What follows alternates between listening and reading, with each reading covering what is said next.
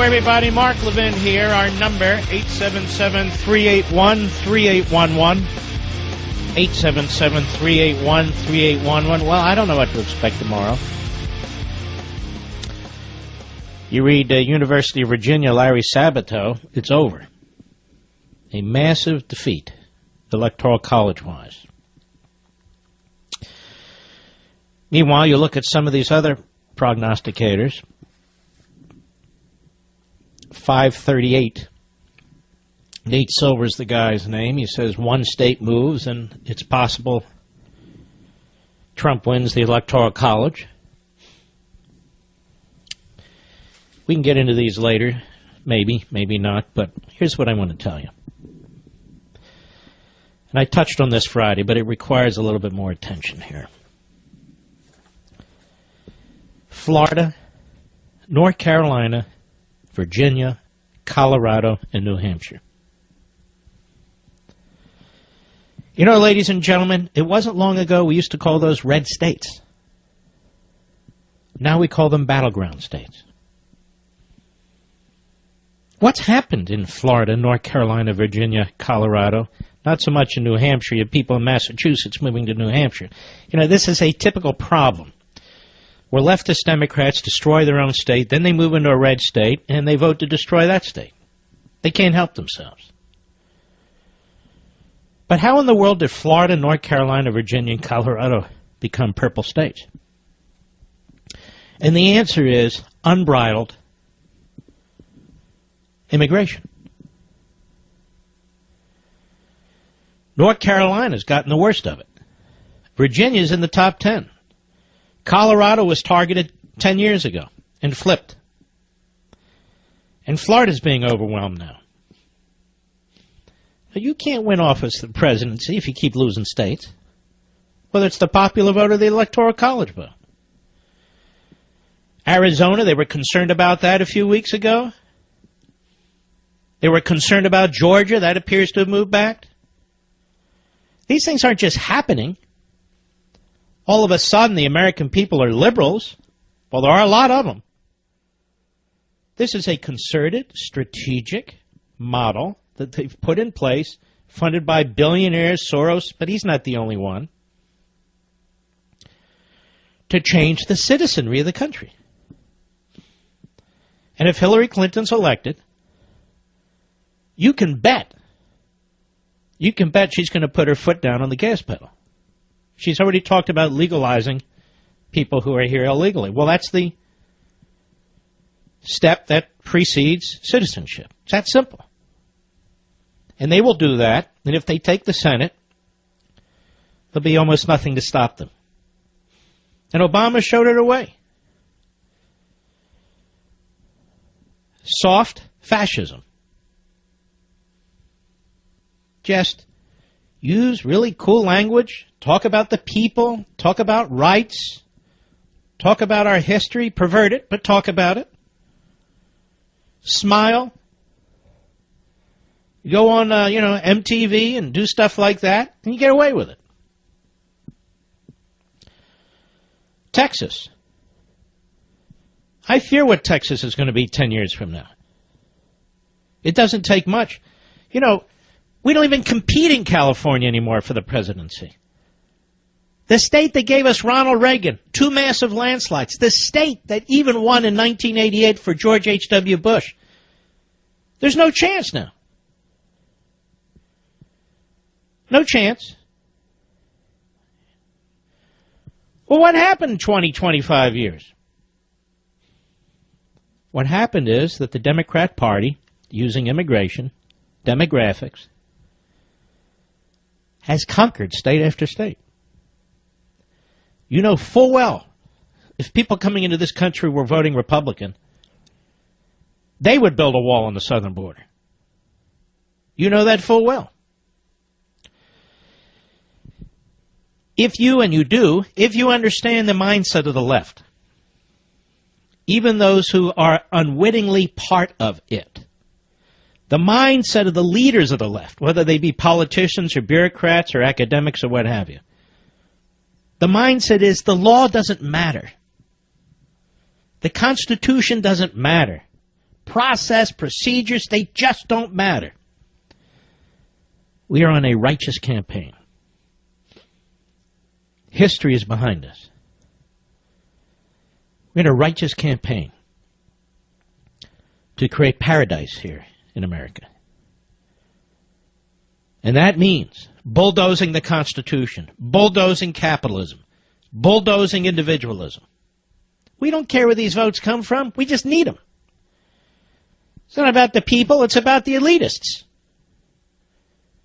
It's about the rulers. We've got to make sure that our rule isn't temporary, that our rule is not subject to election cycles, that our rule is permanent, and that our changes are permanent. Well, as permanent as we want them to be. We can constantly change them, but we have to change them in a way that moves them in our trajectory, in our direction. What makes me different than a lot of these conservatives you see on TV and radio, a lot of them that you hear, what makes me different in radio is this isn't surface stuff for me. This isn't rah-rah, rocket stuff for me, bim-boom-bop. I understand fundamentally what's going on, and so do you. This isn't an election, it's a war. A war over politics. That's what it is. The left gets violent over it. We don't get violent over it. They get violent over it. This is a battle between traditional principles, traditional beliefs, traditional values, based in faith and family and country. That's us. Versus a battle on the other side, which believes in concentrated, centralized power, which believes that individual free will gets into the way of the great plans that the planners have. You may like your private property, but they have targeted your private property. You may like your health care, but they have targeted your health care. And on down the road. And there's never going to be any end to this. If you've read the first chapter of Emeritopia, you know exactly what I'm talking about. There can never be the end of this. They will never have a final plan, not a governing document. We won't know when there's success. We won't know when we've achieved nirvana because we never will. Endless torment, endless regulations, endless taxation, endless harassment. And the more independent you are, the more aggressive they will be in putting you down. The more successful you are, the more of your success, whether it's material or otherwise, they intend to take from you. This isn't just an election. This is about the future. And I don't need to be lectured, and neither do you, about Donald Trump's problems and issues and foibles. This is not the time for that. He is the vessel through whom we seek to slow what's happening to the country. It's that simple. And tomorrow when you vote, you're going to be standing in line with people who are going to be voting to further destroy our constitutional republic, to further open the borders, to further vote to take the money you earn for your family and your retirement, to take it from you, to further vote to trash the police departments in this country, to further vote to eviscerate the military. They're going to vote for the soft tyranny that's become the Democrat Party. While we have people on our side dancing on the head of a pin. Well, we have people on our side saying, no, come on now. They don't even get it, in my opinion. And by the way, even if Hillary is stopped tomorrow, their push is never going to stop. They are resolute. These people have resolve. Whereas too many of us surrender. People on TV and radio saying after the election, I'm giving up. It's all over. We're going to talk about meatballs and, pastry and... Really? It's not what my father and mother taught me. I think about my grandfather fighting on Iwo Jima and Guam, and my great-uncle fighting on Guadalcanal. I think about those young men and women in hellhole after hellhole. They have to say, well, I lose Tuesday, let's move on. Move on to what? Move on to what? Alexis de Tocqueville talked about this. The rules and the regulations and the beating down of the people. Beat them down, beat them down, beat them down until they're exhausted. Until they've lost any motivation, any free will, any independence. And then they go to the polls and they vote as if they have some control over their life.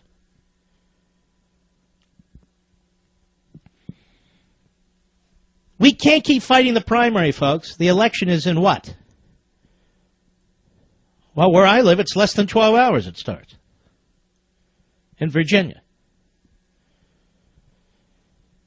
We have to fight the other side now. I don't know if it's too late or not. I just don't know. It may well be, but I can't worry about that, and neither can you. Not when we're trying to get people to vote. You can find whatever poll you want. You can find that it's really, really close, that Hillary's going to win in a landslide. By the way, nobody says Trump's going to win in a landslide. I have a story here that the Hispanic vote surge could shake up the presidential election. This is from Fox Latino. Didn't even know there was a Fox Latino, but there is. Story in the Weekly Standard, the Senate is breaking toward the GOP late. Odd show. I don't think anybody really knows with all this early voting. I think it's tough to know. But I know we don't have some great lead. Nobody says that. Nobody says that. You and I, we're what's left, truthfully, of the voices of the founders. We're it. Even amongst some conservatives, even among talk show hosts and TV hosts, they've abandoned it. They ridicule them. They ridicule those of us who talk about it. We're it. Us. That's it. Nobody else seems to care. After this election, we're not going to throw our arms in the air no matter who's elected and talk about things that don't matter. There's thousands and thousands of radio stations in this country where most of them talk about things that don't matter. No, you and I, we're going to need to figure this out and plan for the next day. Depending on what happens. If Trump wins and we hold the Senate, we're going to have to come up with one battle plan. If he loses, and let's say we lose the Senate, we're going to have to come up with another one. But those of us who have children and grandchildren know we can't just go into the closet and lock the door and pretend nothing happened. No matter how dark or bleak it might get, and it may not, we have to deal with it. That's what we do. That's what we Americans do. If Donald Trump wins, we're going to have fights on our hands with the Democrats, with the left, with the media, and with him. If Hillary Clinton wins, it's all hands on deck. Because that's a battle between liberty and tyranny. It just flat out is. It's all hands on deck. And I don't care what the media says. We all need to get along. We all need to work together. We all need to have bipartisanship. The left never does that. Obama has torn this country apart. He has torn this country apart. And Hillary Clinton will do exactly the same thing. And on top of all the rest, she's a liar. She's corrupt. In my view, she's a crook. And she should be prosecuted. But because Mr. Comey is a truly bizarre man, clearly unfit to be the director of the FBI, as I said back in July. But he's bouncing here, bouncing there. He's he responds to political pressure and so forth. He's way out of his league. Way out of his league. If Hillary Clinton's elected, she will not be indicted. She just won't. She'll be above the law. I'll be right back. So here is the most dire one. Washington Times. Hillary Clinton is poised to become the 45th president of the United States, and Democrats are on the verge of capturing control of the Senate, according to the final pre-election predictions from the University of Virginia Center for Politics. The forecast from Sabato, Klondike, and Skelly shows Mrs. Clinton defeating Trump by 322 to 216 margin in the Electoral College. The Democrats will gain control of the Senate by flipping control of 4 seats and winning the White House, giving the vice president the tie-breaking vote. They also predict the Democrats will pick up 13 seats in the House.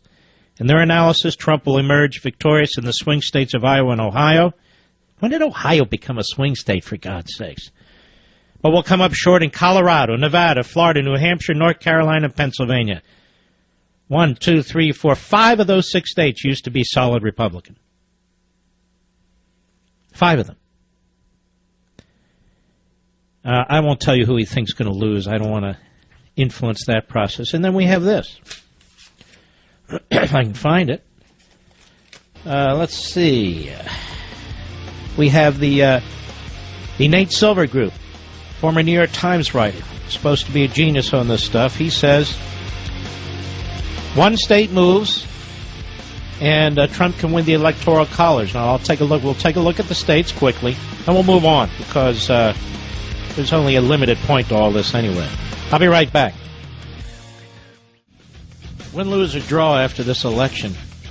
If McConnell doesn't go, and Priebus doesn't go, and the House knuckleheads don't go, particularly this guy Kevin McCarthy, the Republican Party is doomed. And I have a very open mind about conservatives walking. I really do. The fact is that this current scenario exists because of Mitch McConnell and John Boehner and Reince Priebus. And other Republicans in the leadership, too, who undertook an intentional campaign of deceit in 2010 with the Tea Party movement, an intentional campaign of deceit in 2014. Almost the next day turned around and told us, no, we're not going to really fight over the budgets. No, we don't have the constitutional power to appeal Obamacare. No, no, no. When they ran ads, and I played them for you to show you what a bunch of hypocrites and liars they are, when they ran ads to get elected saying they do exactly those things. So they created this scenario. In essence, they've destroyed their own party. I just read some article today somebody sent to me. There's a bunch of so-called conservative intellectuals meeting and talking. Did you see this one, Rich? Conservative intellectuals. Most of them were staffers to George W. Bush. These are conservative intellectuals. On what basis are they conservative intellectuals? Seriously, I'm quite serious about this. They're not conservative intellectuals as far as I'm concerned. What have they written that's so, I don't know, that's so profound and important and new and different and so forth and so nothing. Same social circles. They promote each other, and they do it in the liberal media. Now, these people are not conservative intellectuals. They're navel-gazers. They have no followers. Even in academia, they have no followers. So there's a lot you and I are going to sort through. I'm working on it now. I've been working on it for months. I really have. We led the Tea Party movement. None of these other hosts did. We've led the constitutional conservative movement. And we will lead what comes next. I don't care if there's 12 of us left. No matter who's elected. No matter what happens to Congress. We have to. And if you listen to this program, as I've gone through a number of these things, these elections are not even about policies. They're about liberty, individual liberty. The circle of liberty around you is shrinking. It's shrinking. And so you have, in Hillary Clinton, one of the modern-day leaders of this soft tyrannical movement that is embodied in the modern-day Democrat Party that utterly and completely rejects the American heritage. They just do. You can see they do. Now, I read you the most negative take on tomorrow's election. Now, here's a positive one. In Politico by Steve Shepard. Trump hangs tough in battleground states. Clinton is consistently ahead in national polls, but the state-level polls tell a different story. Stephen Shepard. Trump is still in the hunt. This is from 11:17 a.m. Eastern this morning. While Hillary Clinton remains consistently ahead of Trump in national election polling. The race is closer in the most populous battleground states where Trump could still spring an upset. 6 major national polls released on Monday show Clinton with a lead ranging between 3 and 6 points. An even more significant advantage than Obama enjoyed going into the final day of his 2012 re-election campaign against Romney. Which is sobering, of course. But new surveys in Florida and North Carolina show the race for those states combined 44 electoral votes on a knife's edge, suggesting Clinton is not locked down an electoral college majority despite her national despite her national advantage. The polls, both national and state surveys, also show larger than usual percentage of voters undecided or lining up behind third-party candidates, increasing the odds of an unpredictable result on Tuesday. The national surveys released Monday are remarkably consistent. In the new polls from pollsters who haven't been in the field since mid-October, Clinton's lead has shrunk significantly. But in the higher frequency polls, Clinton's lead is slightly larger than last week, and what now appears to have been the peak of Trump's surge. New Bloomberg Politics survey conducted Friday through Sunday shows Clinton leading Trump by 3 points, 46-43. Clinton is winning 86% of Democrats, roughly equal to Trump's 85% of Republicans. True independents tilt toward Trump in the poll 44-38. The percentage of Democrats and Republicans balking at supporting their respective nominees are historically large. Latest ABC Washington Post tracking poll conducted Wednesday through Saturday gives Clinton a 4-point lead, 47-43. She gets 87% of the Democrats. Trump gets 84% of the Democrats. Of the Republicans. And Trump has a 5-point lead with independents. Clinton also has a 47-43 lead in a new CBS poll conducted Wednesday through Sunday, though unlike the other two polls, it reflects a head-to-head match instead of... Why do they do these head-to-head matches? It's not a head-to-head match. Whatever the outcome, why do they do that? Clinton also leads by 4 points in a new Fox News poll conducted Thursday through Sunday, 48-44. Clinton is slightly higher, more in line with recent precedent among Democrats, 91% support. Trump has 86% with Republicans. Trump has a 6-point lead with independents. Monmouth University shows Clinton by 6 points, 50-44, and so forth. So you can see where these national trends are. But Clinton's advantage is less clear in the more limited state polling. New Quinnipiac University polls in Florida and North Carolina show Clinton ahead by 1 and 2 points respectively. A Siena College poll in North Carolina conducted for the New York Times shows a tied race. In Florida, the race remains neck and neck on most measures, with Clinton leading overall 46-45. Clinton gets 85% of Democrats, Trump 86%. Independents tilt toward Clinton by a single point. Quinnipiac poll in North Carolina shows Clinton ahead 47-45. She gets 92% of Democrats, Trump 89% of Republicans. Trump has a 9-point lead among independents. Clinton does lead in both states among early voters by 4 points in Florida, 12 in North Carolina. But among likely election voters, election day voters, Trump is ahead. Let me give you a little bit more. Meanwhile, the Siena Upshot poll in North Carolina shows the two candidates deadlocked at 44%. 12% of likely voters either undecided or voting for third parties. Obviously, those two states are critical. Trump needs both of them. If Trump manages to win Florida, North Carolina, and Ohio, puts him within one state of capturing the White House based on other trends, says Politico. Allocating states as reflected in the current political battleground states polling average without Florida and North Carolina, assuming neither candidate flips another competitive non-battleground state, like Clinton winning Georgia or Trump winning Minnesota, Clinton would be at 279 electoral college votes.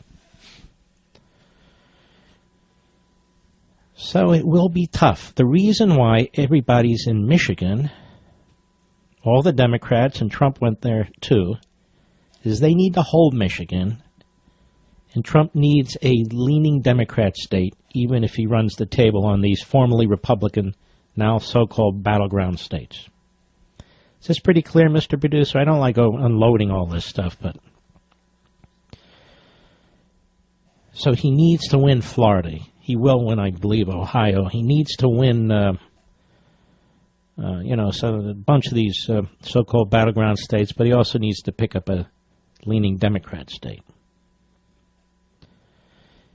So this is what's happened to the country thanks to really two main things. Number one, well, really three. Number one, immigration. No question about it. Number two, the size of the government has conquered a lot of people. A lot of people who may have otherwise been more independent of thought and action. They now rely on big government. And number three, the candidates, the two of them, have horrific negatives. Over 80% of the American people can't stand either of them, or both of them.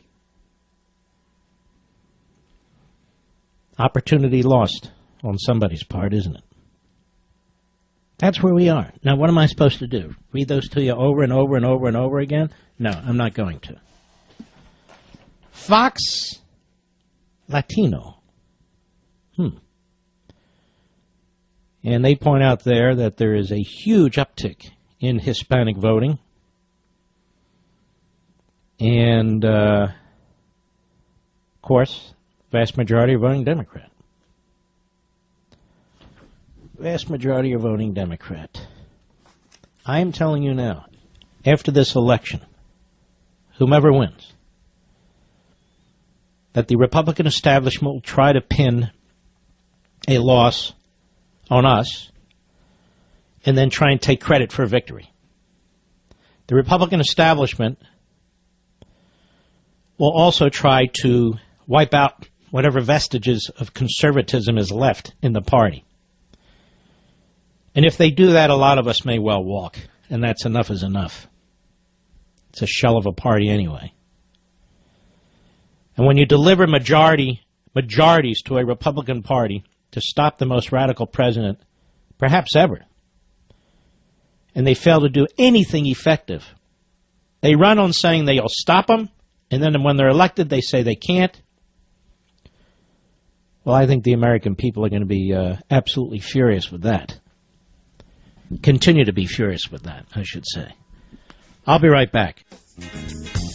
You know, for some people, this is a big game. Some people in the media, it's a game. It's ratings. You'll hear them say, look, tomorrow, whatever happens tomorrow, there'll always come Wednesday. Then you know the person's an idiot. Yeah, we know that Wednesday's coming, and you have a microphone and a camera. Exactly why?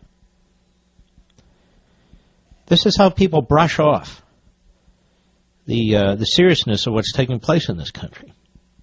And they brush it off, and next time you turn around and your country's gone. And the country is almost gone, not because of the people in the country, but because of the people who run the country and the people who are bringing other people into this country.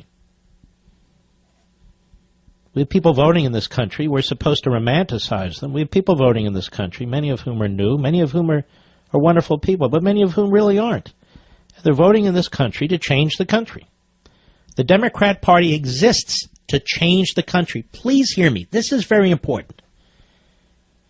The Democrat Party is now the apparatus for the statists. That's all it is.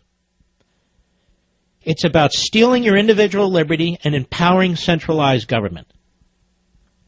That's what it's about. You've got guys like Gruber running around who created your health care system. He's a self-appointed mastermind. And we're going to get much, much more of this. So every day we're battling to retain as much of our individual liberty as we possibly can. Let us go to Linda, Castro Valley, California, the great KSFO. Go. Hi, Mark. I just want to say, how can anybody vote for Hillary? I mean, apparently people aren't listening. All right, let's stop you for a second. Tens of millions of people are going to vote for Hillary. Go ahead. This bit of her stealing 95% of the donations for personal use that was made to her so-called charity. But obviously listen to me, please. Obviously tens of millions of people don't care. Yeah, I know. The media just hasn't. No, but even with the media.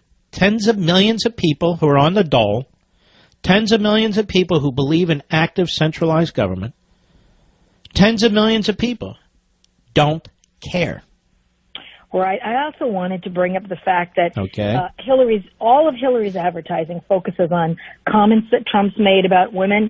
How about talking about Bill Clinton eroding the morals of Okay, listen to me. We are 12 hours from voting.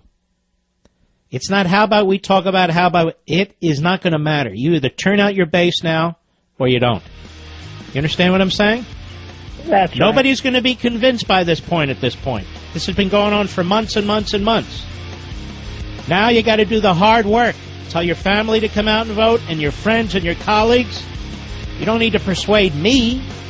We don't need to repeat arguments that have been made for the last 90 days. Get out and kick some ass. I'll be right back.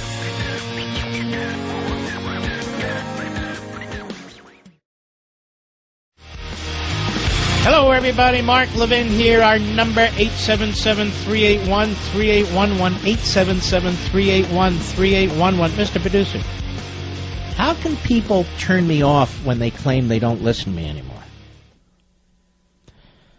Like a bunch of fools over there at Free Republic. I'm turning him off. He's too sour. Sour? Do they understand how stupid they are? Go through the various scenarios here, talking about the establishment. They should turn me off. I want nothing to do with them. Get lost. Seriously. Go jump to the other side where they actually belong. Anyway, Josh Earnest was on MSLST today. This is typical of a statist progressive, what he's about to say. Listen to this. Cut 11, go. The other thing, Steve, about tonight is that President Obama will be speaking from a historic place. He'll be standing right outside Independence Hall in Philadelphia, the place where 240 years ago the founders of our country signed the Declaration of Independence. They dreamed big dreams for this country. They envisioned a place where people would be free to worship and speak as they choose. But even the founders, I don't think, envisioned a scenario in which the country that they founded would be led by a woman. Stop. Well, where did they say that? That the country wouldn't be led by a woman? Where do they say that? You know, there were strong women back then, you idiot. Maybe he doesn't remember Dolly Madison. Now, I know she didn't have a cement and steel garden. But maybe doofus Josh Earnest should check out Dolly Madison, among others. There are a lot of very important strong women at the founding. Go ahead. We have an opportunity as a country, President Obama will make the case, we have an opportunity as a country to do something that even the founders never envisioned. This is just too much.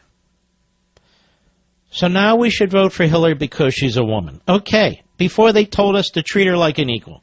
And this is the game that's played. It's the game that was played with and by Obama with race, and now it's the game that's played with and by Hillary Clinton. We've come so far from those damn founders, ladies and gentlemen. The fact that they gave us independence, the fact they set up this magnificent country the way they did, and gave us our Constitution, The fact that they did all this, I mean, even they didn't envision this. The great thing, and it's missed on this fool, about the Declaration, the Constitution, the founders and the framers is they created a circumstance in which we could do these things, even though they knew at the time they couldn't actually do them. And that's the difference between them and this idiot.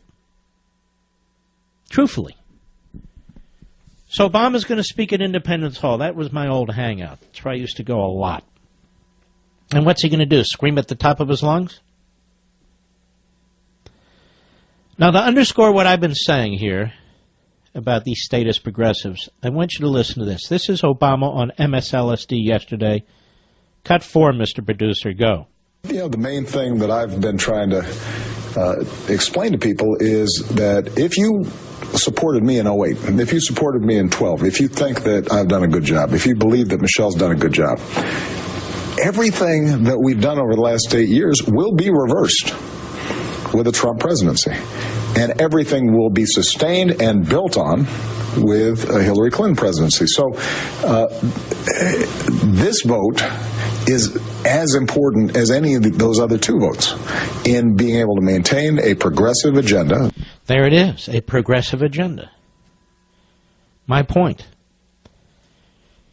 See, Barack Obama understands the history of the progressive era. He does. Mitch McConnell doesn't know what he's doing. He's flapping his gums. He doesn't have the foggiest idea what he's up against.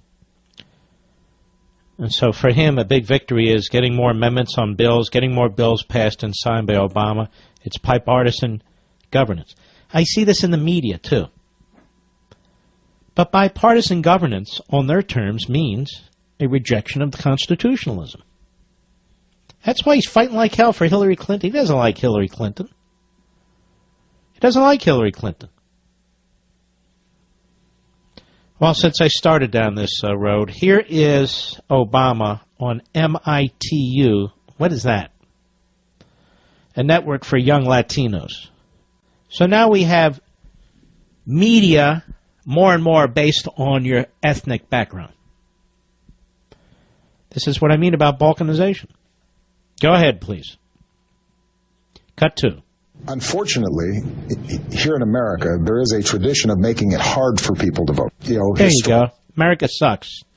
We make it hard for people to vote. Like, get off your ass and get in line and cast a ballot. That's not fair. It's not fair. Go ahead.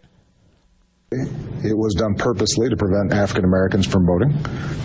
And that tradition sometimes has carried over. No, it hasn't carried over anywhere. And that was your party. Where is that carried over, making it difficult for people to vote, African Americans or anybody else? Where does that exist? It's against the Voting Rights Act. Then bring a lawsuit against that state or that county or that district. Where is that happening? Name one place. You demagogue, right up to the end. Go ahead. Here's the good news. Even though people try to discourage you from voting, if you want to vote and you show up at your polling place, they can't stop you from voting. Oh. Then what the hell are you talking about? So what's your beef? This guy's unbelievable. So Obama was on Real Time with Bill Maher, Mr. Producer? You mean the guy that curses all the time with the F word? And Obama doesn't mind that. Same guy. Cut 1, go. In some ways, the label socialism doesn't make that much sense in a context where there's no economy that doesn't have some socialist elements, meaning that there's some common goods that we all agree everybody should have. Mm-hmm. That's what Social Security is. That's what Medicare is to some extent. That's what public schools are. Actually, that's not socialism. It's too bad he is illiterate even in the ideology that he professes to promote. That's not socialism. And it's not particularly wise. I guess my question would be, so why are you bankrupting Medicare and Social Security? Is that socialism too? Public schools, that's socialism? How is that socialism? Public schools have nothing to do with an economy. It has nothing to do with economics. That's a different issue. That goes to the issue of federalism, not socialism. As for Social Security and Medicare, they're destroying Social Security and Medicare. Aren't they?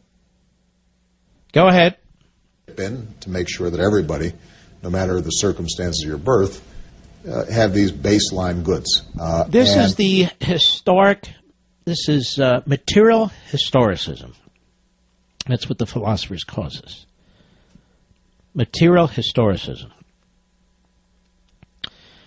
Really started with Hegel in Germany. Not even him, but the big proponent of it. And, of course, Karl Marx and Engels and the progressive movement.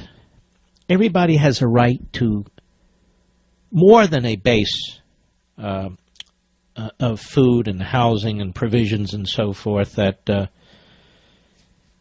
in their world there's this radical egalitarianism where there's really no gaps between income and wealth, and everybody has to have a certain level of wealth and income, and this is the job of the government, of the community.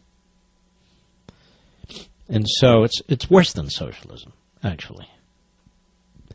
And this is why the individual needs to be degraded. This is why the individual is not successful. He or she are only successful because of government, because of roads and, all these other things, schools, so forth.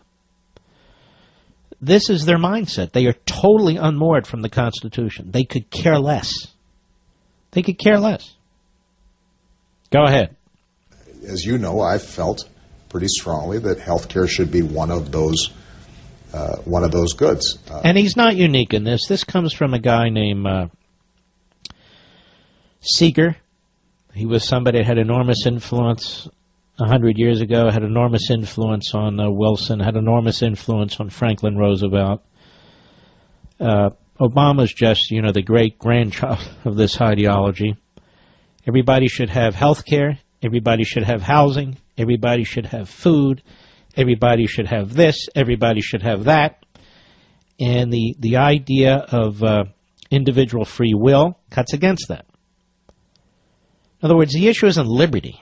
You should have the liberty to pursue a living. You should have the liberty to purchase a home. You should have the liberty to put food on the table. You should have the liberty to have choices between health care and so on. No.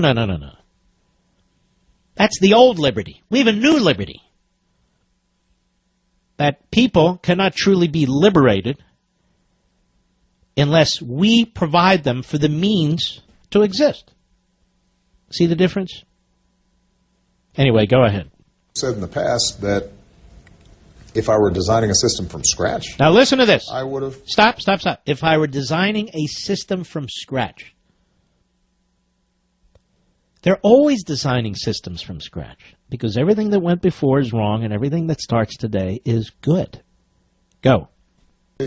Looked at a single-payer system. But we do have legacy systems, and that's the only thing that sometimes when I've had conversations with Bernie, I've said to him, that we don't start from scratch.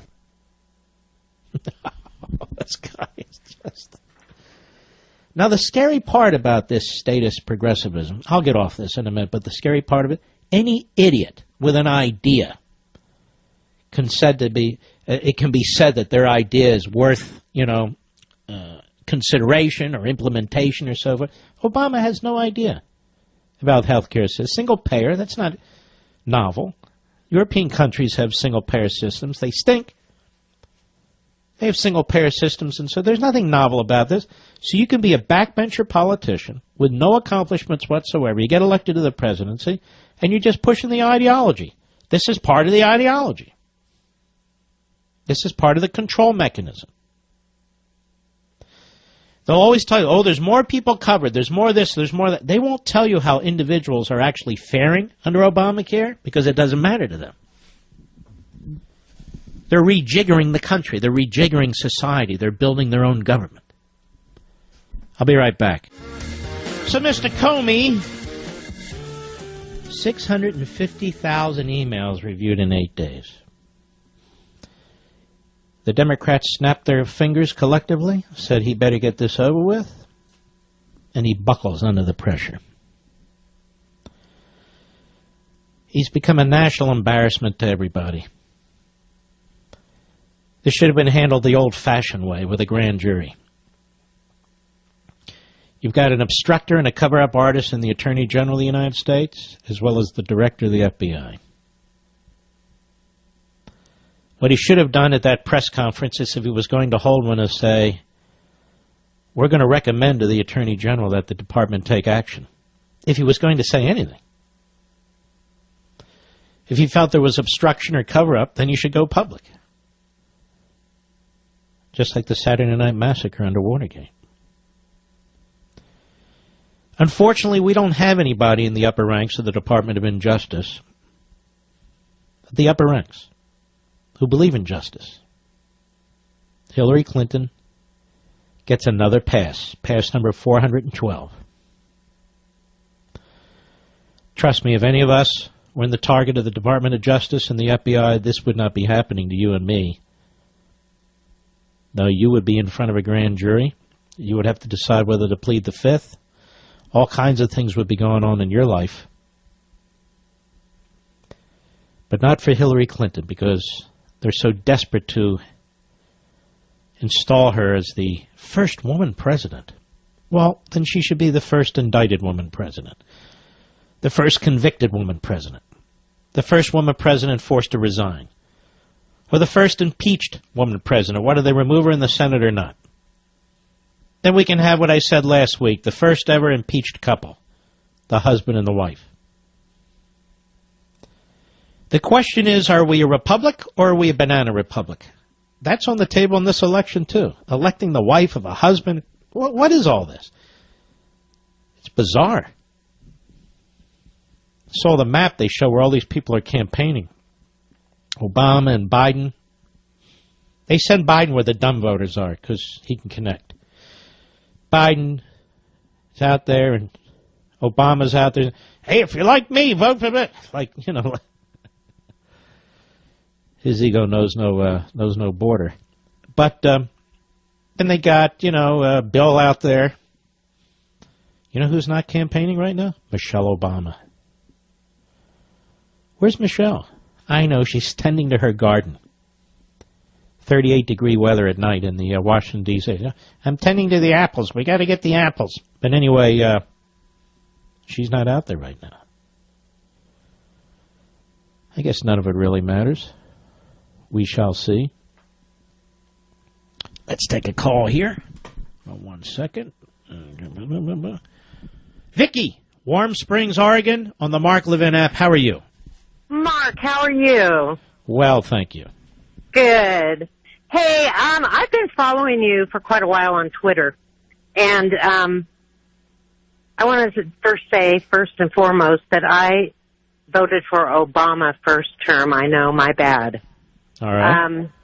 I have since changed my party, and I am now voting Republican this year. In fact, I just dropped off my ballot about 10 minutes ago. Anyway, yep. This whole Obama thing, his campaigning for Hillary, it's almost hard to imagine. That have you ever seen an incumbent president campaign like this? No, never Me either. in my many, many years. No, I have never seen this. So what turned you from a Obama supporter to the opposite? Well, I'm a small business owner, first of all, so and the impact that I have. And you're not selling marijuana, so you're in pretty good. No. You're not from Colorado. Yep. No. I'm actually up here in Oregon, but anyway, no. Hold on, you're a what? I'm up in Oregon. Oregon. Yeah, no, right. Yeah, and it's pretty much a blue state, unfortunately. Now you can't sell marijuana in Oregon, right? You can only use it, as nobody looks at you. Right. Well, they are opening dispensaries up here. I guess it's on the ballot. That's the main thing. And got to have marijuana dispensaries. I think you're allowed to smoke it recreationally. I see.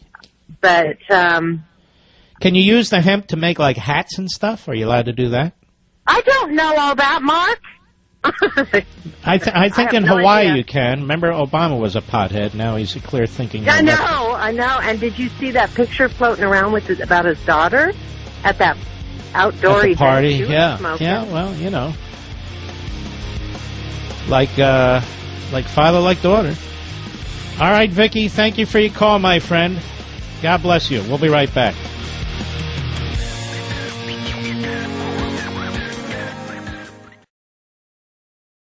I could be way, way off. I'm not in the prediction business, but there's something about the possibility of this electoral college issue where she wins the popular vote and he wins or comes close on the electoral college. It just keeps sticking in my craw, Mr. Producer. You know, I've been inching up to this for months, right? We've talked about the process many, many times now. Well, we'll see. So, Mr. Producer just sent me this advisory. Hillary Clinton event in Philadelphia, PA, will be available on Westwood One News Event 2 beginning at approximately 7 p.m. Hill, Bill, Chelsea Clinton will be at a rally in Philadelphia along with President Obama and Michelle Obama and Bon Jovi. Of course, that creep is always showing up. They know this. If they can get a big turnout out of Philadelphia, they'll win Pennsylvania. Philadelphia is the tail that wags the dog. There's no question about that. I know. That's where I'm from. And I also know my damn computer froze up. So they're going to go to Independence Hall and try and hijack the meaning of the Declaration of Independence. Obama usually, when he talks about the Declaration of Independence, leaves out words like divine, providence, and leaves out words like creator, stuff like that.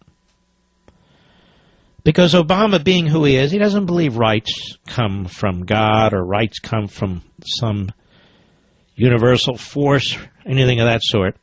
He believes rights are determined by men and women in existence today, in power today. Let's go over this a little bit. Let's have some fun here. This is the paragraph that the left hates. They hate this paragraph. And they never read it, or very rarely, and then if they do, they twist it. It's the first paragraph. When in the course of human events, it becomes necessary for one people to dissolve the political bands which have connected them with another, and to assume among the powers of the earth the separate and equal station to which the laws of nature and nature's God entitle them. A decent respect to the opinions of mankind requires that they should declare the causes which impel them to the separation. Now, first of all, the left would never support such a thing, because they've designed, I should say redesigned our government, as they have eviscerated the Constitution. We've talked about this, and I've written about this. The Constitution and the left's agenda cannot coexist. The left is about centralized power, top down.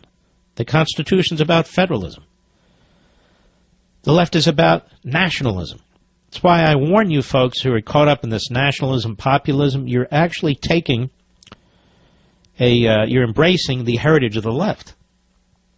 Constitution's not about nationalism. It's about federalism. It's about individualism. It's about state authority with limited federal, national authority. Constitution's not about populism. It's about republicanism. When the Constitution was first adopted and ratified, you'll remember the only body directly elected by the people was the House of Representatives. And the reason is, and we've talked about this, your rights are unalienable. So they set up a constitutional system like none other before to they felt, control the movement of mankind towards centralized authoritarianism and autocracy. So 3 branches of government, specific powers, checks and balances, and, of course, state sovereignty and individual sovereignty. So when you run around saying nationalism, populism, you're undermining all that. You don't want the Second Amendment put up to a populist view. Maybe it'd win, maybe it wouldn't. That's your unalienable right. And I could go on and on. Freedom of speech isn't about nationalism or populism. It's an unalienable right enshrined in the Constitution. It's about constitutionalism. It's about individualism. So people that really don't understand this stuff, they really don't understand history, they're not trained in it, they really don't understand the Constitution, and then they blow it all off, and then they knee-jerk with their left-wing class propaganda. Sound like leftists. It's all very alluring, and it's all very disturbing. So let's go through this first paragraph again. Because Obama and the other people of his ilk are going to be there, that is Hillary and the rest, at Independence Hall. And the left always goes to Independence Hall because they want you to believe that they actually believe in what took place at Independence Hall, when in fact they don't. When in the course of human events it becomes necessary for one people to dissolve the political bands which have connected them with another, the British in that case, and to assume among the powers of the earth, the powers of the earth, not the power of man, not the power of government, the powers of the earth, the separate and equal station to which the laws of nature and of nature's God, this is John Locke, but I'm just pointing it out, it's in the Declaration, entitle them. That is, natural law and natural rights. Is this too much for 7:40 at night on the East Coast, Mr. Producer? I don't think so. Not this audience is smartest of the smart. Natural law. That is this moral order that we have when we're born, this moral order that we know, that we sense, and we develop it through reason, and we recognize it through human reason, right from wrong, like the golden rule and stuff like that. It can be taught, but it's more than that. Right and wrong are known to mankind. They're known to mankind, whether it's 5,000 years ago or today. How can that be? Well, they're telling you. These are natural laws. Eternal truths. Natural law, the laws of nature and nature's God entitle them. Entitle you, the individual, you. And the next paragraph. We hold these truths to be self-evident. Every one of these words, carefully chosen. What does that mean? That they're self-evident. It means they're not part of man-made law. It's because they are truths. They are self-evident truths. They are permanent, universal, eternal truths. This is what Obama and FDR and Woodrow Wilson and, yes, Theodore Roosevelt rejected in order to promote centralized government and rule by a handful of masterminds. We hold these truths to be self-evident, that all men are created equal, that they are endowed by their Creator. This is the part Obama usually leaves out, with certain unalienable rights. That among these are life, liberty, and the pursuit of happiness. This language is typically dismissed. It's rejected, considered quaint, unique to the time period, and so forth. But the world's more complex today, says the statist. The world is more complex. America is more complex. We have these industries. We have these technologies. We got labor forces. We got all this stuff. This is all well and good, this stuff about unalienable rights and natural law and God-given and all that quote-unquote crap. But we're busy here. We're trying to run a country. And this stuff, the Constitution, which in many ways is based on the Declaration, it's the manifestation of the principles of the Declaration. They get in the damn way. We got to create bureaucracies. We got to create departments and agencies and programs. We got to find so-called experts and professionals to run them all. They got to run health care. They got to run our financial systems. They got to design cars. They got to do all these things. Can't have all these people running around making their own decisions. All this disorganization. We need the best and the brightest. the greatest of social engineers. Then we're going to take over the schools and the culture, simultaneous to taking over the politics, you see. And we're going to advance the notion, forget about the framers, for crying out loud, they were slave owners. Forget about what they have to say, forget about what they wrote, or if you're going to look at what they wrote, well, twist it, turn it, pretend you're following it, but just proceed. Proceed. Thus born the social sciences. Science, if you will, applied to humanity. Maybe I'm digging a little too deeply tonight, but these are the things I think of. These are the things that are at stake. Just the continuation, the aggressive continuation of this ideology that was imported into the United States that rejects thousands of years of Western civilized thought, and that has been imposed on us in what I call a counter-revolution that overturned the American Revolution. All right, I'll be right back. Hillary Clinton's maid, as you no doubt heard by now, Paul Sperry's a great reporter, New York Post, directed her maid to print out classified materials. Well, now, was her maid read into the program? Did she have a clearance? No. You see what Hillary Clinton and her clan, and you see what Mr. Comey have done to the rule of law. They've made a mockery of it. Now, that doesn't mean it won't be applied to you. You bet it will be. It'll be applied to you. But it won't be applied to her. This is unbelievable to me, what this country has become. And it's going to get worse, and we are going to have a constitutional crisis. I pointed that out before anybody, and it's true. To the extent there's a constitution left to deal with this, frankly. This is incredible to me. It's incredible to me that there's tens of millions of people who are going to vote for this woman. Oh, she's the first woman. Shut the hell up. When Sarah Palin would have been the first female vice president, I don't remember this idiot Josh Earnest saying, hey, even the framers of the Constitution never contemplated such a thing, and they never contemplated a jerk like you either. Well, here we are. So Hillary Clinton's maid has access to your classified information. What next? The milkman? Oh, there used to be milkmen, but not anymore. Well, let's see. What's next? The UPS guy? The FedEx guy? Who else has access?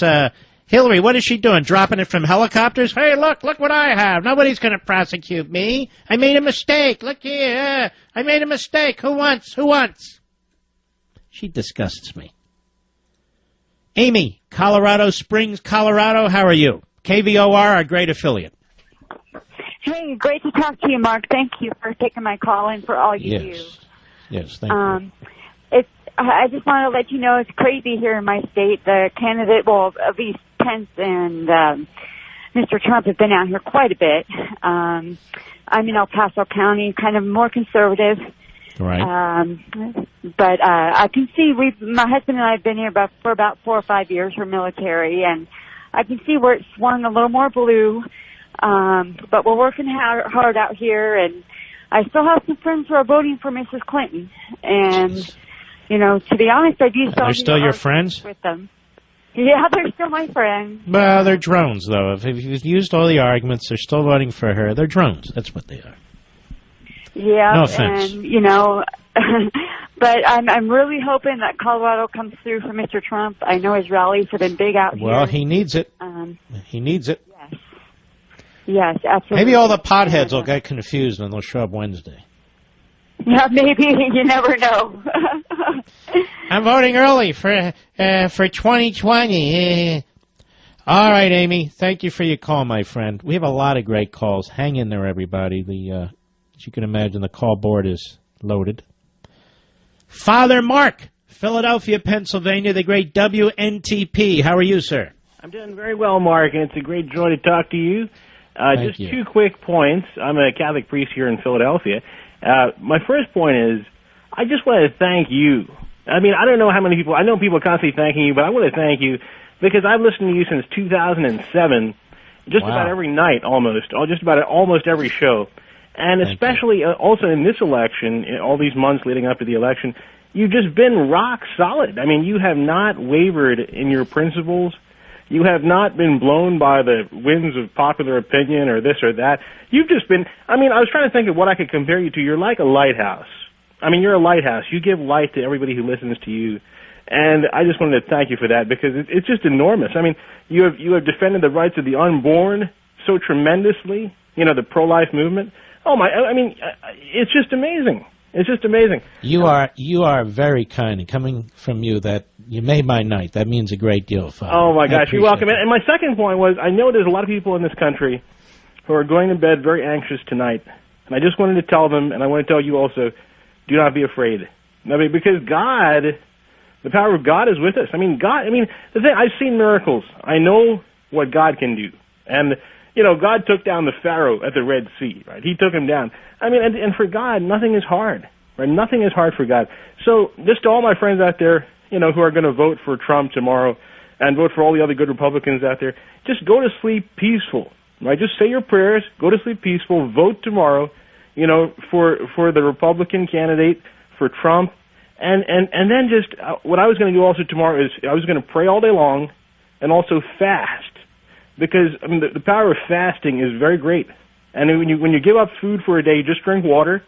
God takes that very seriously. It's in the Bible. It's all over the place. So just if anyone wants to do that, I would just encourage them to pray and fast, because even like in the Old Testament, in the book of Jonah, when the Ninevites fasted, God had mercy upon them, you know. And so if we fast, if we pray, God will have mercy upon us too. But thank you, brother, and God bless you. God bless you, Father. I really, really appreciate that. What a wonderful call. You take care of yourself. I appreciate that. How do you like that? Wonderful, wonderful man. Thank you. We do have one special guest in the next hour, and I wanted to talk to him. It's a man who's put his life on the line for this country, lost both of his legs. He's running for the United States Congress in Florida. His opponent has made an enormous amount of money through natural disasters, in some cases overcharging towns.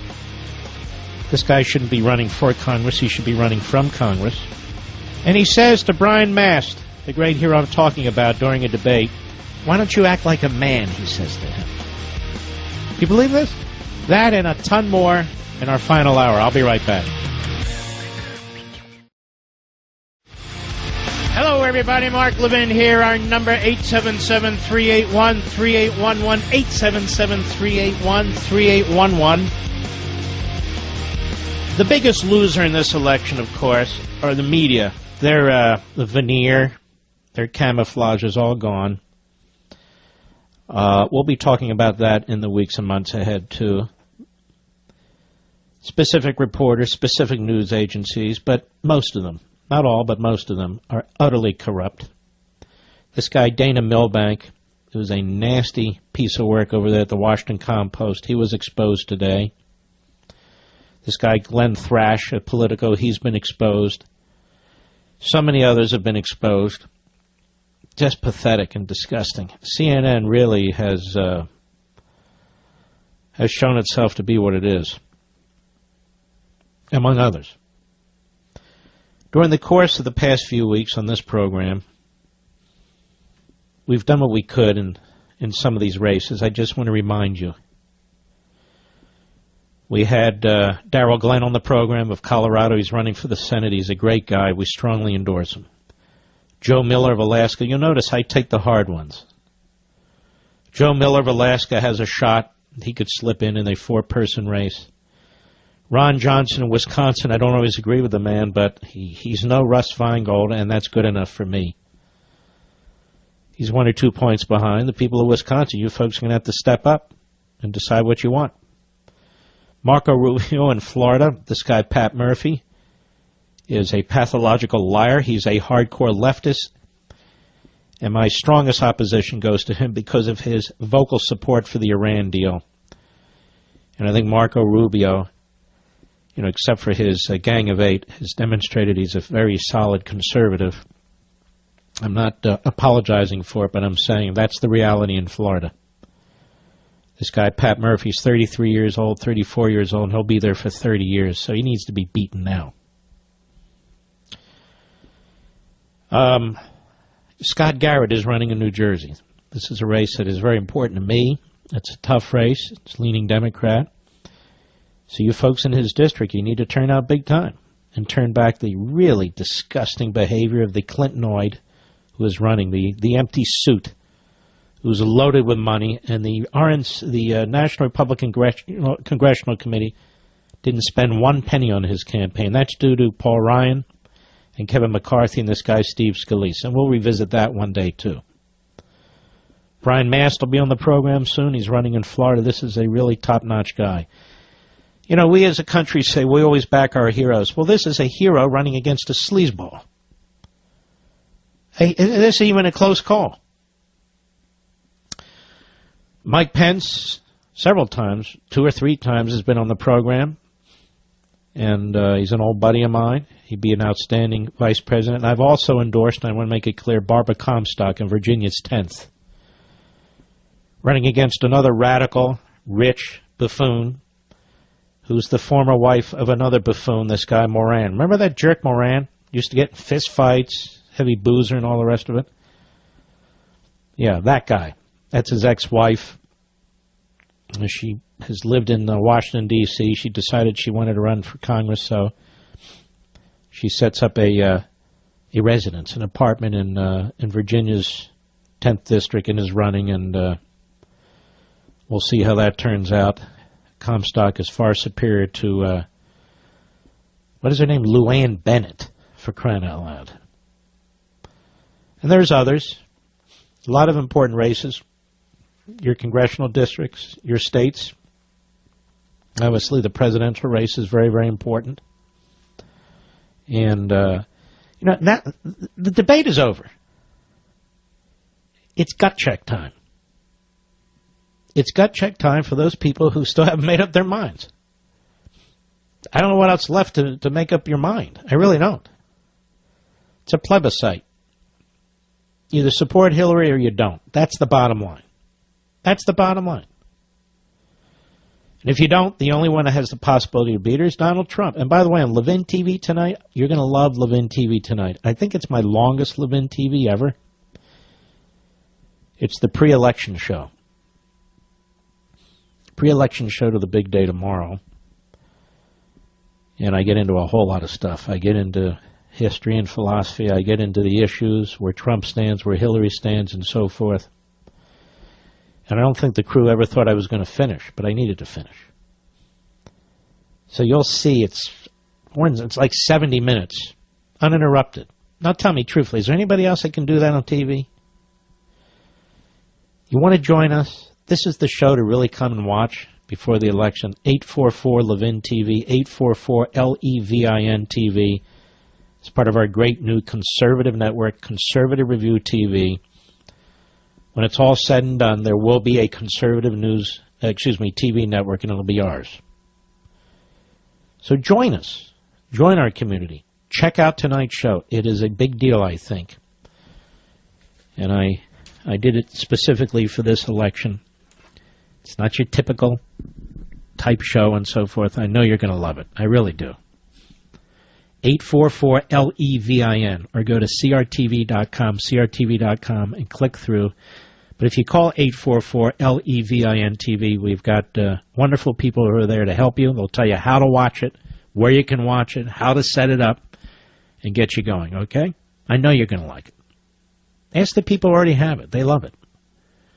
Maria, San Lorenzo, California, the great KSFO. Go.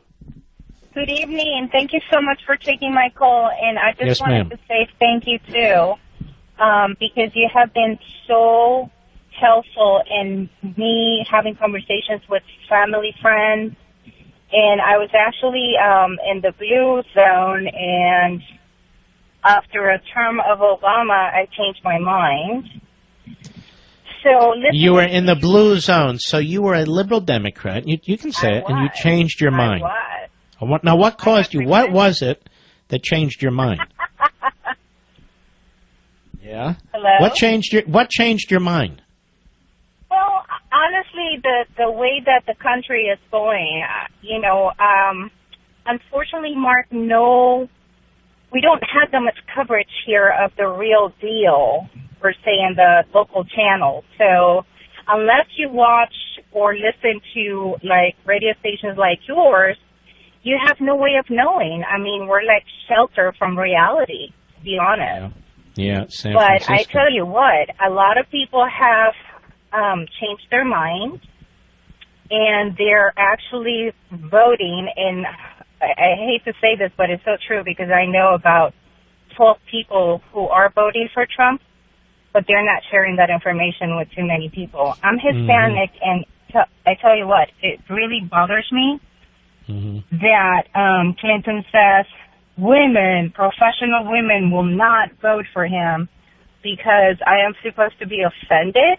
I'm not.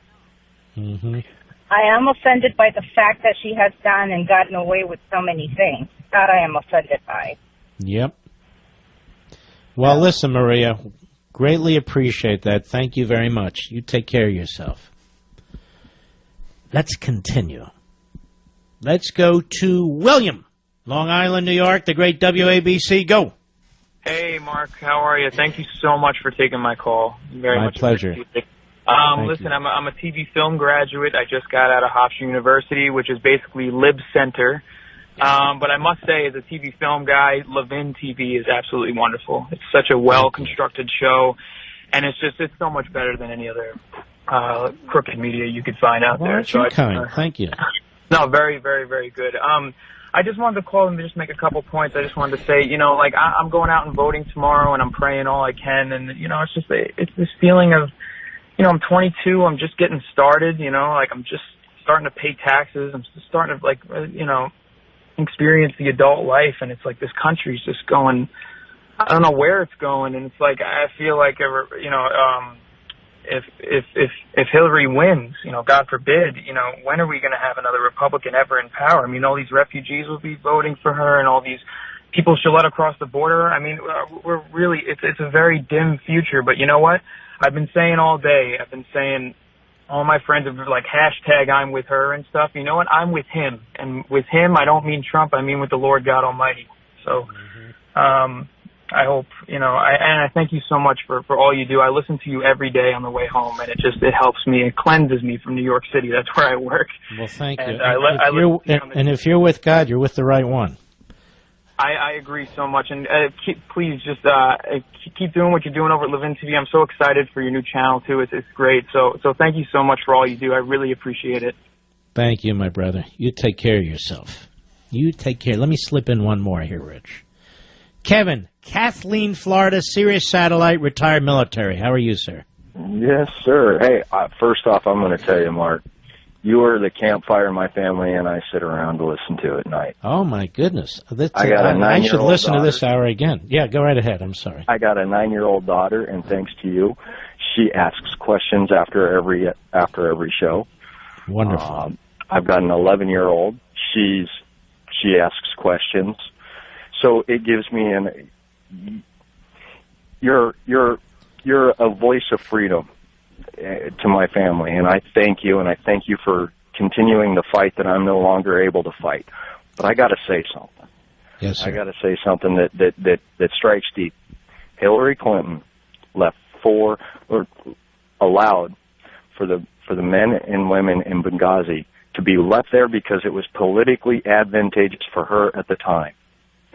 Who thinks for 1 second that this evil would not do the same to the sons and daughters of this great nation should she send them to war? Yeah, I think she's cold. I think she's cold-blooded. I really do. I think she is a nihilist. People don't know what that is. Look it up. I think she's definitely a nihilist. And I'll even go further. I think she's a sociopath. I'm very serious about this. It's all about her. She doesn't have empathy for anybody. I don't care what she says. It's just the way she lives her life. Really, in her own personal life, has she ever done anything for anybody? Never. Never. Mark, I have one more question for you. Yes, sir. when are you coming back down to Florida? Like I said, I got my 9-year-old daughter. And when we moved out of liberal Washington State, she cried because she left her Proverbs for Young People in the trailer. Oh, I'll take care of that, for crying out loud. Don't hang up. We have that. My dad would love to give it to. What's your daughter's first name? Leah, Liah. Yeah, he'll love to give it to her. And where is Kathleen, Florida, may I ask? What's it near? Closer to Lakeland, but I'm an hour, give or take, north of the Tampa, VA. Okay. All right, man. Well, don't hang up. We'll grab your address. That's easy. Best to you and your family, and thank you for your service. I'll be right back. I forgot to mention that we had Toomey on the program, too. And I'm going to say this about my home state of Pennsylvania. State I love a great deal. You're either going to elect Toomey to the Senate, who is a solid senator, or you're going to elect this radical nut job. It's as if the Democrats this election cycle said, let us get as many radical nut jobs as we can to run. You got a radical nut job running in Florida. You got a radical nut job running in Wisconsin. You have a radical nut job running in Pennsylvania, a radical nut job running in New Hampshire. They're not even moderate Democrats. They are way out kook fringe. Way out kook fringe. I've never seen people like this. So many of them all at once coming at us. And you have great vets. I mean, Darrell Glenn in Colorado. He's a veteran. I noticed Josh Earnest and Barack Obama are campaigning for Darrell Glenn, saying he could be the first black senator from Colorado. You notice that, Mr. Producer? Yeah, they don't care about that. He's a conservative. Who cares? Then it doesn't matter. They're two-faced. This is the left. This is what they do all the time. They're only worried about firsts if it involves their agenda. Yeah, they are disgusting. Anthony, Scranton, Pennsylvania, the great WTRW. Go! Hi, Mark Levin. Hello, Anthony. Hi, I'm wondering about when Trey Gotti was interviewing James Comey, and he was asking him, was there classified emails, and he responded, yes, there are 3, and he kept going on to ask him other questions. How does Hillary get out of all this now? How are they just letting her go after him? I'll tell you how they got out of it, because James Comey is a hack and an obstructionist. And I hold no special brief for him. I thought what he did last week was compelled by what he did in July. And then to rush along this investigation of 650,000 emails is appalling. He changed the statute. The statute says gross negligence. He changed it to specific intent under the Espionage Act. I believe she had specific intent to violate it because she had specific intent to evade it. That's not specific intent. I don't know what is. That said, the standard is lower. It's gross negligence. He decided he was going to protect Hillary, and that's exactly what he did. I'll be right back. I want to talk to you briefly about tomorrow when you go to vote, those of you who haven't voted yet, as I will go to vote tomorrow too. Let's put personalities aside, okay? Let's put the primary aside. Let's put all the internecine warfare aside. I believe when people look back in this time in our history, they're going to be very saddened by what they see. The idea that we're going to elect the wife of an impeached president who has the stench of felony all over her, who has used her office to enrich herself and her friends, who has violated our national security by intentionally skirting the Espionage Act, and that's just the beginning, is unconscionable to me. That we will put the country through this. There's an enormous amount at stake. Even if we do the right thing, there's still an enormous amount at stake. The Clintons and the Obamas are in Philadelphia at Independence Hall. They have no reverence for what took place at Independence Hall, whether it was the Declaration or the Constitution. None whatsoever. None. I just want to say this to you. There are many things at stake, substantively, in this election. This election in which Hillary Clinton must be defeated. And the only way she can be defeated is to vote for Donald Trump, period. The Second Amendment's at stake. The right to bear arms. The First Amendment's at stake. Religious liberty and freedom of speech. Believe me when I tell you, freedom of speech. It's at stake. Due process is at stake. Because the left only believes in due process when it comes to mass murders and terrorists. Property rights under the Fifth Amendment. Property rights are at stake. They're going to unleash the EPA in ways we can't even conceive. The whole notion of federalism and state authority will finally be crushed. Separation of powers, which goes to the core of the Constitution, violated repeatedly, daily, by Barack Obama. Clinton has already said she's going to build on that. She's going to do everything she can out of the Oval Office. The bureaucracy will get more and more powerful and bigger and bigger. There's a piece here by CNS News. Government workers now outnumber manufacturing workers by almost 10 million. Something's wrong, ladies and gentlemen. Something's terribly wrong. You will see our national sovereignty sent overseas to international organizations and to the United Nations, further degrading our ability to live in a representative republic.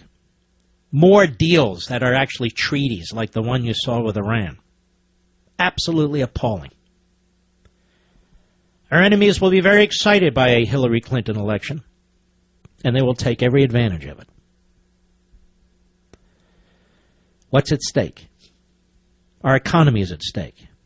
Hillary Clinton wants $1.4 to $1.5 trillion increase. And if you think that's coming from the quote-unquote rich, you're wrong. Hillary Clinton thinks Obamacare is pretty good. All we need to do is tighten it up and increase penalties and mandates against younger people and others who don't fall in line. She'll put the final nail in the coffin of our health care system. She's always wanted to do this. This is her obsession. And if you think it's difficult to win an election tomorrow, because it is winnable tomorrow, in 4 years, it'll be almost impossible. They want to turn the United States into California. California, which once had the greatest economy, the vibrancy, people wanted to move there from all over the country. Now, people are leaving in droves. Illegal aliens are flooding in. It's a one-party state, and it is an iron-fisted leftist state, increasingly a police state. That's the future. Hillary Clinton will shut down fracking. Hillary Clinton is bought and paid for by the teachers' unions, so you'll see no progress in education, none. She will drive up the cost of the minimum wage, which means putting young kids out of work, particularly minorities in the inner city. They'll never get a chance to get that first leg on the first rung of the ladder. It won't happen.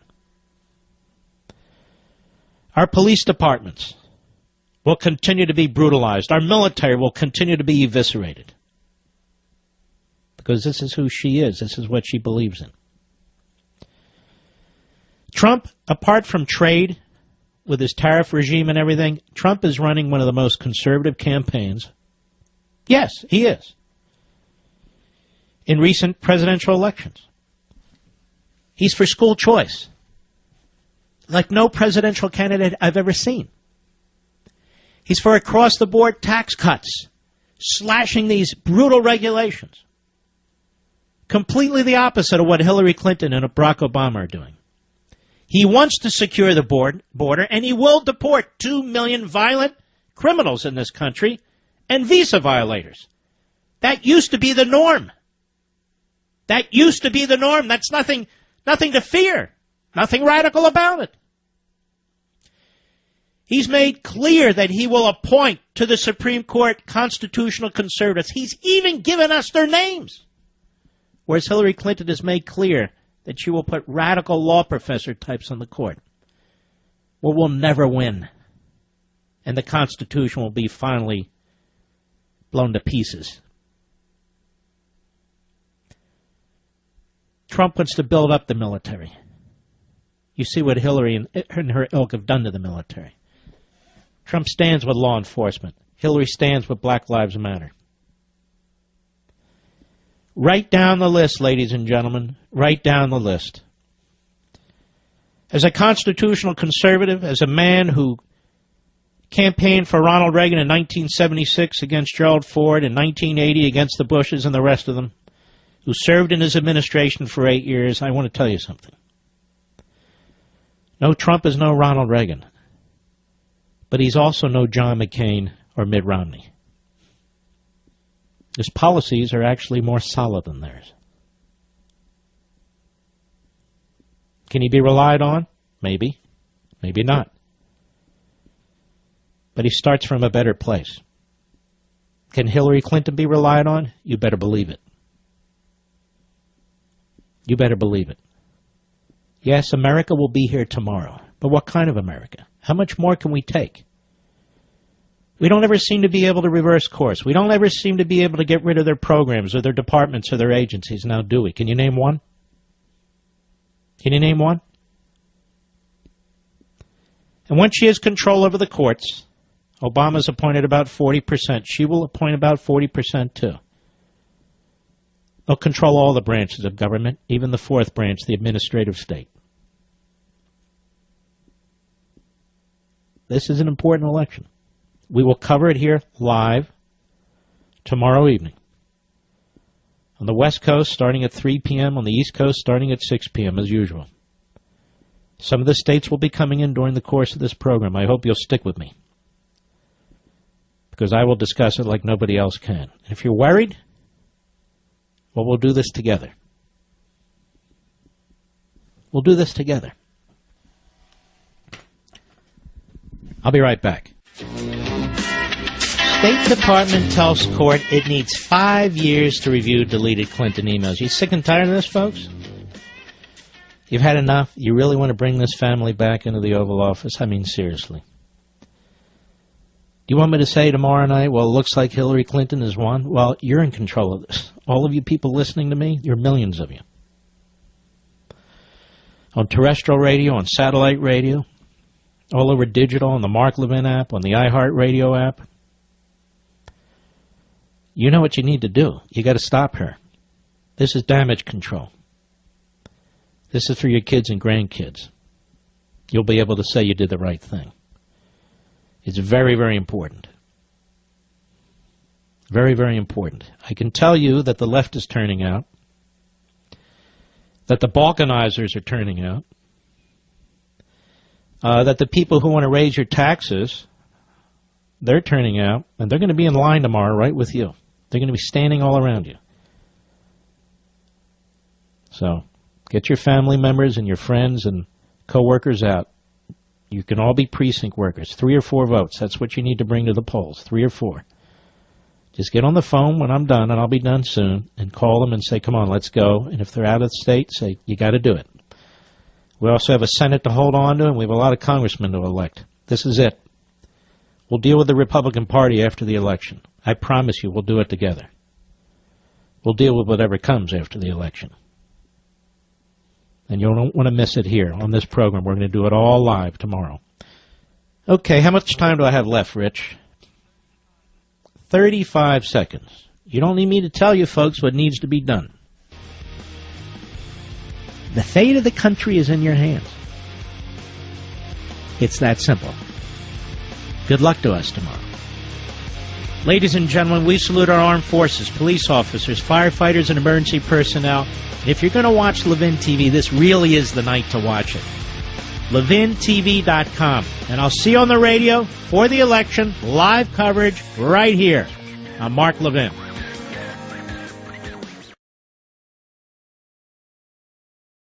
It's a pleasure to have back, one more time before tomorrow's election, our friend Brian Mast, who's running in Florida. What is it, District 19, is that it? You're close. District 18. Well, yes. District 18, Congressional District 18. I have a personal interest in this one. How are you, my friend? I'm doing very well. I'm counting down the days, counting down the hours, getting ready to get back in the fight early tomorrow morning. What are the last words you have to say on this program to your folks in District 18 and all over the country? What do you want them to know about this election? To get out and vote. Get out and vote. This is about the future of our country, and I know I don't have to tell you this, but I do want to tell it to everybody that's listening. You know, are we going to be a country that's loyal to our Constitution? Are we going to continue to respect our rule of law? Are we going to be a country of liberty, or are we going to let the federal government control all of our liberties? Are we going to be justice for all, or let political elites be above being just and above a just society? Are we going to be strong and unapologetic, or are we going to allow ourselves to be led into mediocrity? This is the direction that we're fighting for right now. So get out and vote. Bring your friends out to vote. Bring your coworkers out to vote. Get people out there and fight for this country. You know, you raise a very, very good point. We have millions of people listening. Now, if they would each bring a couple of people with them, people that wouldn't typically come with them, get on the phone and make the calls, we would have an army of precinct workers. It would just take, 30 minutes, maybe less than that, and really, really make a difference, and the pollsters aren't going to even catch it, are they? Get them out there, exactly what you said. You know, you're in your synagogue, in your church, in your prayer group, wherever you can find them. Make people care. Make people understand that they need to go out there. They have to pay attention. And this is their future, their children's future, their grandchildren's future. This is it. We have to do it. We have to fight. Brian Mast running in the 18th Congressional District in Florida. How's it shaping up for you? Do you have any sense for that? You know, for whatever stock that you put into polling, it looks good. I try not to pay attention to any polls, even if they are positive. I believe that you got to fight like you are in last place until the last second of anything. You got to run through the finish line, and that's the way that I do it. So I do have a certain sense of confidence about it because I know that I've done everything that I could for the last 17 months to try to get onto this battlefield again and go out there and be somebody that can fight for everything that I believe in as a part of this country. I've left it all on the field, so to say, so I have a confidence in that, but I'm not going to let it allow me to be overconfident. They're going to get everything they can out of me until the last hour tomorrow, until they call it. Now, he was flooding the zone with massive numbers of ads when I was down there visiting my parents 2 weekends in a row. It was nonstop. Have you been able to duke it out pretty well in the final hours? You know, I have. The answer is we always need more support. But in that, it's going to be one of those things that allows the victory to be that much sweeter. When I consider how nasty, how negative my opponent has been, how down on veterans he's been, when I consider, the ways that he's done everything he could to essentially purchase himself the nomination through the primary process and now try to purchase this election in the general election, it's going to make it that much more of a victory when we are celebrating tomorrow evening. Brian Mast, you've got my full support. I wish you all the best, and we'll know soon. And the people in the 18th have a wonderful opportunity to have a wonderful congressman. I wish you all the best. I wish you the best, too. All right. God bless. Mark Levin.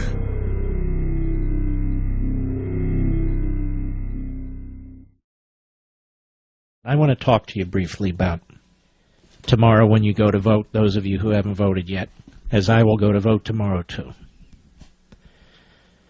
Let's put personalities aside, okay? Let's put the primary aside. Let's put all the internecine warfare aside.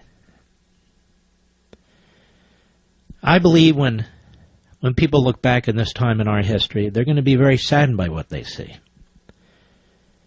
The idea that we're going to elect the wife of an impeached president who has the stench of felony all over her, who has used her office to enrich herself and her friends, was violated our national security by intentionally skirting the Espionage Act, and that's just the beginning, is unconscionable to me. That we will put the country through this. There's an enormous amount at stake. Maybe even if we do the right thing,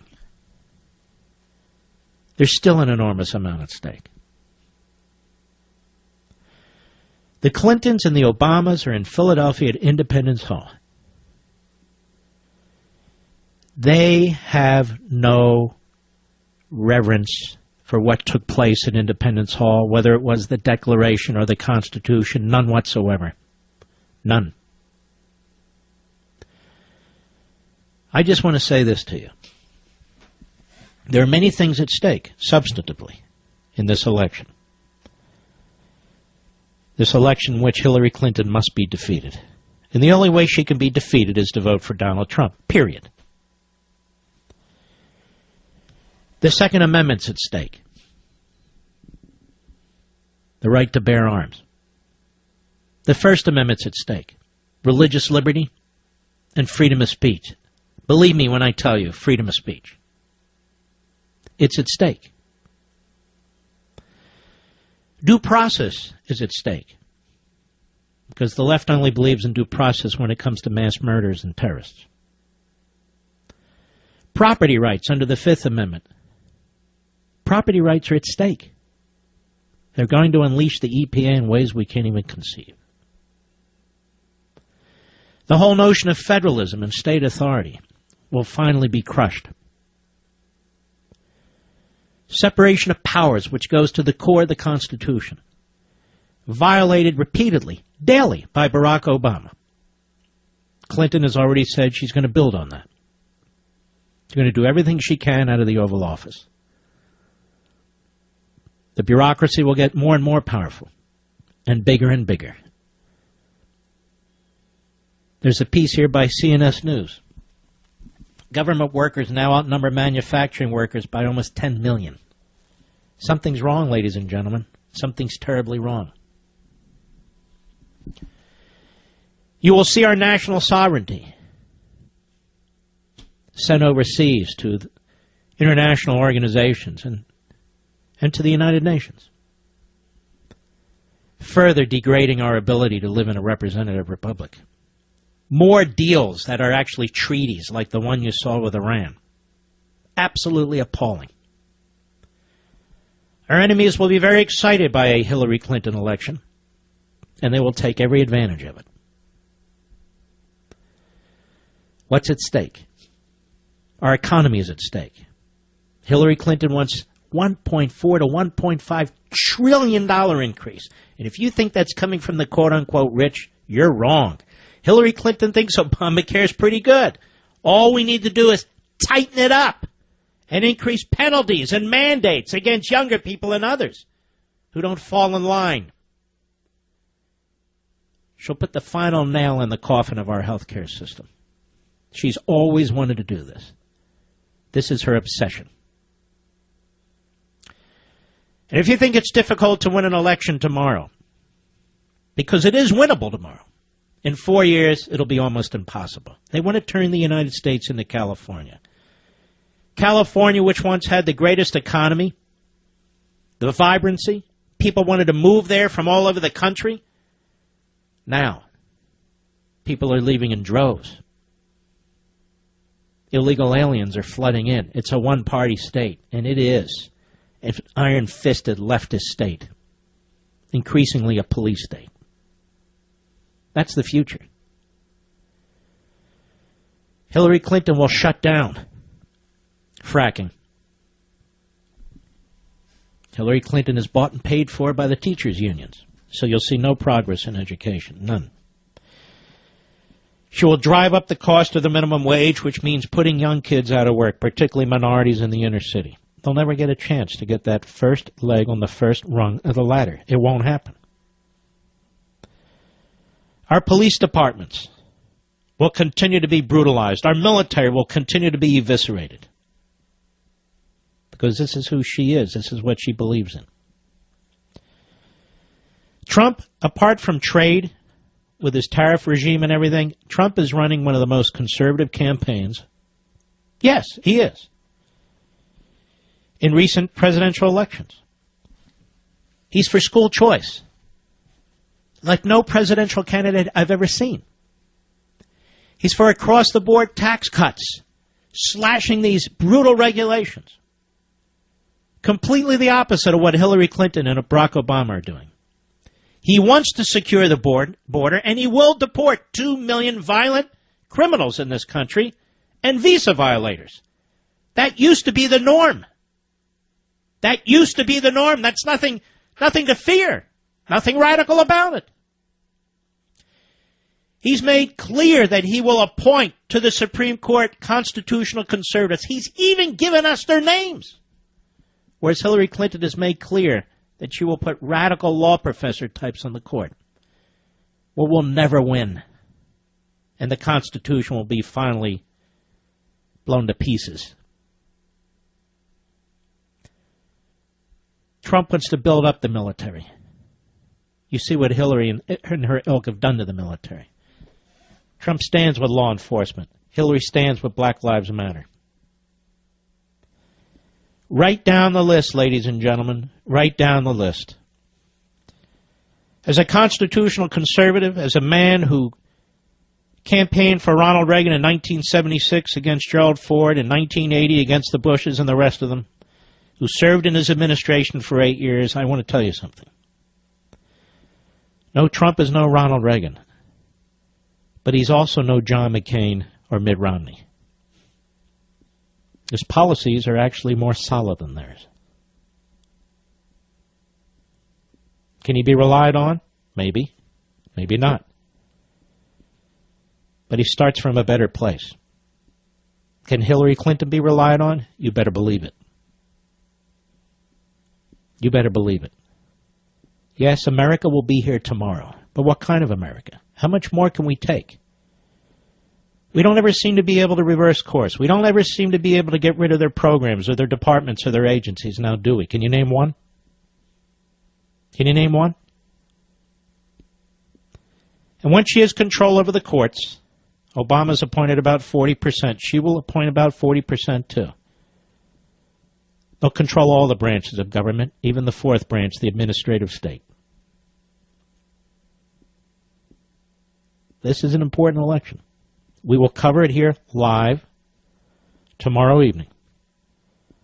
On the West Coast, starting at 3 p.m., on the East Coast, starting at 6 p.m., as usual. Some of the states will be coming in during the course of this program. I hope you'll stick with me, because I will discuss it like nobody else can. If you're worried, well, we'll do this together. We'll do this together. I'll be right back. State Department tells court it needs 5 years to review deleted Clinton emails. You sick and tired of this, folks? You've had enough? You really want to bring this family back into the Oval Office? I mean, seriously. Do you want me to say tomorrow night, well, it looks like Hillary Clinton has won? Well, you're in control of this. All of you people listening to me, you're millions of you. On terrestrial radio, on satellite radio, all over digital, on the Mark Levin app, on the iHeartRadio app. You know what you need to do. You got to stop her. This is damage control. This is for your kids and grandkids. You'll be able to say you did the right thing. It's very, very important. Very, very important. I can tell you that the left is turning out, that the balkanizers are turning out, that the people who want to raise your taxes, they're turning out, and they're going to be in line tomorrow right with you. They're going to be standing all around you. So get your family members and your friends and coworkers out. You can all be precinct workers. 3 or 4 votes. That's what you need to bring to the polls. 3 or 4. Just get on the phone when I'm done, and I'll be done soon, and call them and say, come on, let's go. And if they're out of the state, say, you got to do it. We also have a Senate to hold on to, and we have a lot of congressmen to elect. This is it. We'll deal with the Republican Party after the election. I promise you we'll do it together. We'll deal with whatever comes after the election. And you don't want to miss it here on this program. We're going to do it all live tomorrow. Okay, how much time do I have left, Rich? 35 seconds. You don't need me to tell you, folks, what needs to be done. The fate of the country is in your hands. It's that simple. Good luck to us tomorrow. Ladies and gentlemen, we salute our armed forces, police officers, firefighters, and emergency personnel. And if you're going to watch Levin TV, this really is the night to watch it. LevinTV.com. And I'll see you on the radio for the election, live coverage right here. I'm Mark Levin.